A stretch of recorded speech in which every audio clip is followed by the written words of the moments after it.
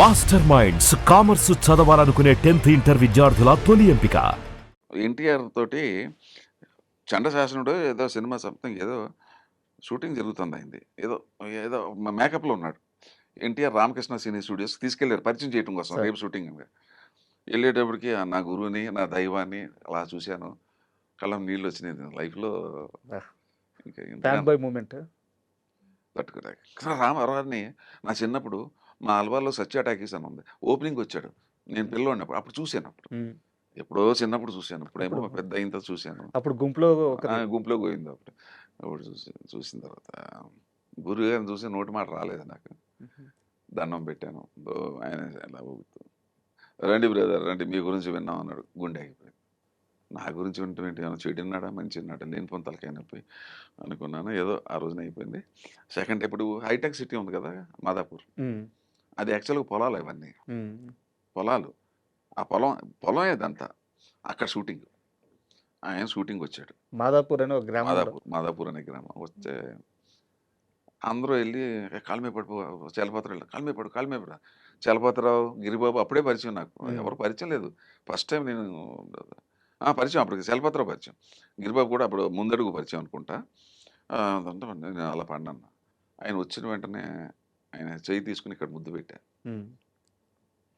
ఆయన జీవితంలో ఎవడో ఇంతవరకు అలా ముద్దు పెట్టినోడు లేడు. ఆయన థ్రిల్ లేడు రామారావు. వీడియోతో చాలా గమ్మత్తుగా ఉన్నాడు ఈ కుర్రాడు అని చెప్పేసి. కొంచెం కొత్తగా అది బాద్షా ట్రీట్మెంట్ కదా. అది అయిపోయిన తర్వాత ఫస్ట్ డే సీను. అసలు ఎప్పుడు కూడా ఆర్టిస్ట్ అనేవాడు ఎప్పుడు కూడా ఒక రోజు టైం పడుతుంది ఆ క్యారెక్టర్లోకి వెళ్ళటానికి. ఆ కోపిష్ట డైలాగ్ ఎలా చెప్పాలి ప్రశాంతంగా ఇవన్నీ క్యారెక్టరైజేషన్ ఉంటుంది. క్యారెక్టరైజేషన్ ఏమి ఎలాగ నాకు డైరెక్ట్గా డెత్ సీన్ పెట్టేశారు. ఏంటంటే వాళ్ళకి నమ్మకం చేసేస్తాడని. ఎందుకంటే అప్పటికే మనం హిట్లు కొట్టున్నాం, పేరు వచ్చేస్తుంది కదా. ఏమో లేని పని ఇది తలకాయ నొప్పి అయిపోతుందని చెప్పేసి వెళ్ళాను. నా అదృష్టం కొద్ది సింగిల్ టేక్ ఓకే. అక్కడ ఇంప్రెస్ అయిపోయాడు. ఎన్టీ రామారావు ముందు సింగిల్ టేక్ ఓకే చేయటం అంటే మాటలు కాదు కదా. అయిపోయిన తర్వాత సెకండ్ డే థర్డ్ డే గుర్రబండి నడుపుతూ ఉంటాను. అప్పటికే నా చేతులు పోవు, ఇంకా అప్పటికి ఉంటాయి చేతులు. అతని వల్లే నా చేతులు పోతాయి, అది వేరే విషయం స్టోరీ. గుర్రబండి నడుపుతుంటే నా ఫ్యామిలీ కోసం జమీందారు బిడ్డ ఆయన నాకు హెల్ప్ చేస్తుంటాడు. నా వల్ల నష్టపోయాడే కుర్రాడు అని చెప్పేసి. నా చెల్లెలు రాజలక్ష్మి, మా ఇద్దరే ఉంటాం, గుడిసెలో ఉంటాం మేము. ఆ బండి కొద్దిగా దిగబడిపోతుంది. సరిగ్గా అక్కడికే కారులో దిగుతాడు అనమాట. డైలాగ్ చెప్పారు, ఓకే అంటున్నా వచ్చాడు. బ్రదర్ మనకి ఇవాళ నేను ఈవినింగ్ వరకు ఉందాం అనుకున్నాను, టైం లేదు, ఓ 2 hours మించి ఉన్నా అన్నాడు. అని వచ్చాం తెలుగుదేశం పార్టీ పెట్టి క్యాంపెయిన్ తిరిగేస్తున్నాడు. అప్పటికే బిజీగా ఉన్నాడు. తర్వాత ఇప్పుడు ఎవరిది షార్ట్ అన్నాడు. శివకృష్ణది. ఏంటి బ్రదర్దా? ఓకే బ్రదర్ అయితే ఇంకేందుకు అరగంటలు అయిపోతుంది. పెట్టి షార్ట్ పెట్టి ఓకే అన్న. ఏం బ్రదర్ రిహార్సల్ అండి? అవసరం లేదు సార్. ఒక రకమైన ధైర్యం. ధైర్యం కాదండి, అది పిచ్చిదే. అది ఏమన్నారు నాకు కరెక్ట్ తెలుగులో ఏమంటారో తెలీదు. నా దైవాన్ని చూస్తున్నాను అన్నాను, నా దేవుని చూస్తున్నా, నాకు ఒళ్ళు తెలియలేదు అంతే. Simple reason. ఆయన ఏదంటే అదే అంతే. అదే బుద్ధి జ్ఞానం ఇప్పుడైతే నేను చేయలేను అలాగా. ఎవడన్నా రామారావు రిహార్సల్ అంటే వద్దంటాడంటే ఎవడు? ఆయనకి అసలు రిహార్సల్లోనే వణికిపోతారు అందరూ. టేక్లు ఎలా వణికిపోతారు. నా బతికి ఎంత, నా ఎక్స్పీరియన్స్ ఎంత, నేను అసలు రిహార్సల్ ఏమో ఎందుకు చేశాను నాకు తెలియదు. అలాగా ఇప్పటికీ తెలియదు. That is brother, that is you అన్నాడు.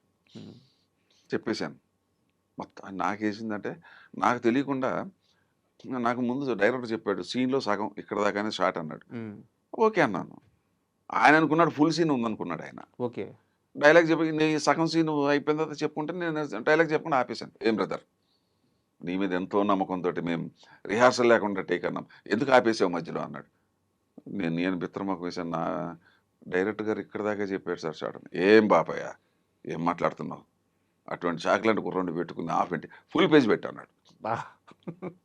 అమ్మా నాకంత ఒళ్ళు అక్కడ కొద్దిగా షేక్ అయినమాట వాస్తవం. అప్పుడు ఏం బ్రదర్ డైలాగ్ చూసుకోవాలా? అక్కర్లేదు సార్ అన్న. అది ఇంకా అసలు టైం రెండోది చూడాలిగా డైలాగ్. ముందే చూశాను కాబట్టి లక్కీగా అయిపోయాను. Single take okay.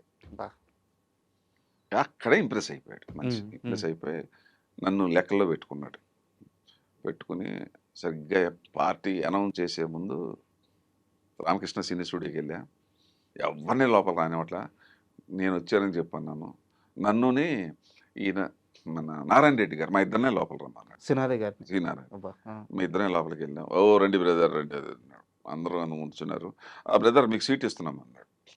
ఆ, మీ ఫ్యామిలీ గురించి విన్నాం. మేడ్చల్, ఇప్పుడు కొంపల్లి మేడ్చల్ ఉంది, ఉమ్. అక్కడ మీరు పోటీ చేస్తున్నారు.